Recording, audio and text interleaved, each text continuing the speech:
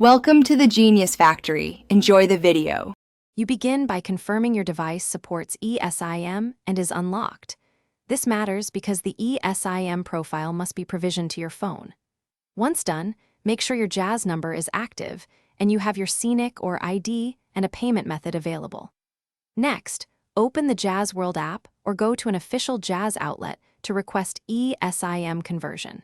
You're starting the process now so you can get a QR code or activation details without delays. You request the ESIM through the app or at a franchise. They will ask for Scenic and your Jazz number. After that, verify your identity. This may be an OTP to your number, biometric check, or an in-person Scenic scan, because regulators require secure identity proof. Once verified, Jazz issues a QR code and activation details including EICSID. Save these on a secure device or paper. Make sure to read any instructions provided so you know when to scan and activate.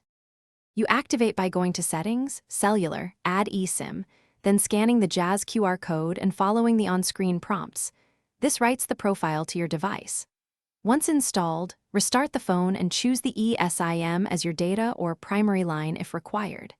If activation fails, try rescanning the QR and toggling airplane mode. If it still fails, contact Jazz support or return to the franchise. A key troubleshooting tip: confirm your phone's date/time and network settings are correct before retrying.